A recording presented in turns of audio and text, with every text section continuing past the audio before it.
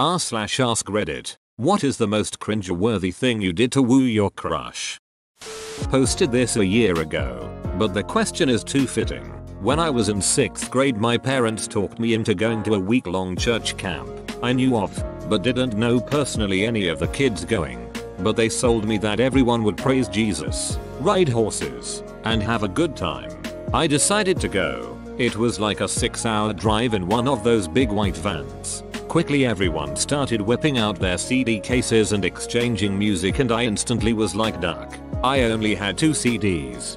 Britney Spears' Baby One More Time and Everclear. I was a really weird kid. Everyone was trying to talk to me about music and I had honestly never heard of any of the bands they were talking about. I just wanted to jam some Britney to myself. So naturally, I went the elitist route. Said I had all of that music and I was listening to some new underground private shit they hadn't heard of. Once we get to camp, all I'm thinking is let's find some friends quick because I can't talk to these kids anymore. I go to the pool and make some friends with a few older kids. There were 3 girls, 2 guys, and me. They were all in 8th grade, so obviously they were really cool. Plus, I thought the girls were really hot. I figured this would be the best time, if any, to get my first kiss. Their windshield wipers were turned up to the maximum with all the game 6th grade me was spitting. We decide to leave the pool and walk around the camp till we all had to have a group meetup. The cabins were separated by grades, so they said they would walk by the 6th grade cabin and pick me up. First thing I do is put on my freshest outfit. Great time to break out my fresh white t-shirt. Can't forget my Jean shorts. This was pre-faded denim. So this was the industrial bright blue Jean shorts. It's summer in Texas, so I might as well top the outfit off with knee-high white socks. And, of course, for the beaches, Doc Martens. I look like a weird redneck lumberjack. So I walk out and they're kind of like WTF. But whatever, it's kiss time. We start walking and one of the older guys farts and all the girls laugh. Boom. Found my in. My friend Travis and I have been making fart jokes for quite some time, so I'm up to speed on this area of humor. Bam. The other guy farts and all the girls laugh even harder. Got him. Now I'm thinking all I have to do is drop the biggest fart and literally the girls are going to laugh so hard they're going to each kiss me one by one. I start clenching and squeezing my stomach as hard as I can. I'm walking like a newborn deer. Then I feel it. Got a big one ready. So, instead of just dropping it out and laughing, I wanted to make a big show about it. I run in front of the small group, squat down, turn just my head around, and forcefully shit myself. This was all out diarrhea. If you didn't know this before, early 90s denim was the least forgiving fabric in the world. Everyone knew I ship. It's running down my leg, being soaked up by my knee-high socks. Instantly, I just react and start running, kicking up shit like mud off a truck. I've never been to this camp before, so I'm just running for anything. I find a bathroom, toss the socks, boxers,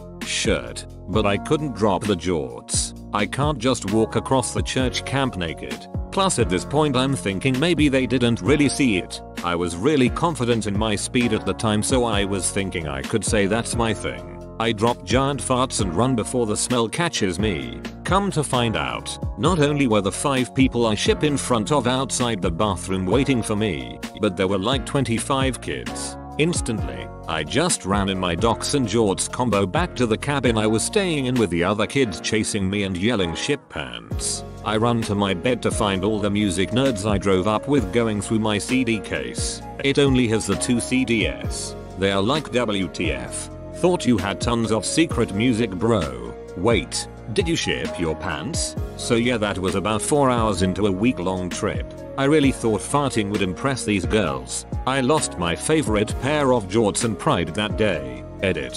Thanks for the gold. For that I will sweeten the story. This was from maybe a year later. imgur.com link. I was really into dragons growing up. Like really into them.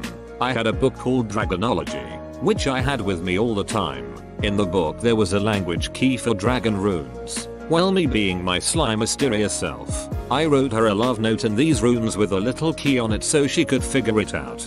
Didn't say it was from me. I slipped it into her locker and she confronted me the next day. I was amazed that she knew the note, the one written in dragon language, was by me. The kid that was obsessed with dragons. Thinking back, I must have come off like a greasy haired Zodiac. Holy shit. Dragonology. You just took me back. I was in a group of kids who were obsessed with dragons during school. We'd pretend to have various types of dragons, all starting at eggs. It wasn't fun at the end though, because there was the kid whose dragon would always grow faster than ours despite said kid not following the timeline for how fast dragons hatched. That brat. He'd always brag, and when we tried to call him out, he'd say that his dragon was different and better than ours. I had a nice dragon that never grew up past hatchling state before the game ended. Yo, that game sounds ducking sick, can I play? I wrote him an essay to confess my love to him. 7 pages worth of cringe. Front and back. Well, upload the cringe manifesto. All of Reddit wants to see. Kidding, unless you wanted upload it for us to see. So much shitty teenage poetry that I thought was deep. Found a couple of them a few months ago and had to resist the urge to cringe my way into traffic. Shitty poetry was my thing. I am so glad my teenage angst poetry got lost along the road of life. I have nightmares that while receiving an award for my writing, someone will stand up and start reading the lost Cringefest poetry. In class I would never say or do anything. I would just occasionally look at her. Then I would go home and cry myself to sleep over the fact that I'm going to die alone. Ah yes, this is more my speed. Bonus points if she occasionally does the same and you're like, whoa, maybe she likes me too, and you still don't say anything. Go home and cry yourself to sleep. Are you me? I sat in a corner and thought really hard about him saying something to me instead. You had more courage than me. When I was 14 I made a fake website for a fake movie to prove to a girl I was starring in a movie. Edit. The movie was for a remake of The Thing since the game was popular at the time. The website was purposely vague and mostly just blue text, almost like a viral site. And no, it did not get me laid because she was a lot smarter than I was. Well, was she impressed? Looking back I'm sure she knew but never called me out. That's actually pretty badass. I knew which way she walked home from school. So one sick day I wrote I love Heidi in giant chalk letters on the sidewalk where I knew she'd pass. I hid in the bushes and when she walked by I yelled Luok Duan. She promptly decided to speed walk the rest of the way home. I never told her it was me. Did she see you? I would be so creeped out if someone yelled that while hiding in a bush, out of sight. Hide for Heidi. In 5th grade I was nothing but cringe. He came to my birthday party so I was in love with him. This wasn't just a crush. I'd had those before. I wanted him in a way I had never wanted a boy before. Of course. Being 11, I had no idea how to handle these new and confusing feelings. I also didn't bathe much because I'm slightly allergic to soap and nobody believed me. So, I sat way too close to him, flowed him around, and wrote his name surrounded by a heart on everything I owned so he could see. I also made several threats towards his girlfriend. If I could I'd reach back into the past and give young me a good slap. Pick flowers at night. Put them in front of her door. Not even a note, or a name, or anything. Just the flowers. Even denied when she asked if they were mine. Don't know what I was trying to accomplish there. Killing flowers in her name. Dropping off their remains by her door anonymously. I think the message was clear. You're next. Either that or he's just preparing for his transition into becoming a cat. I bought red roses. Got up early, went to her place and placed 1 rose on her doorstep, 1 on her windshield, 1 on her desk at work and 1 in her coffee cup. She was a little creeped out. This sounds like the beginning of a horror film.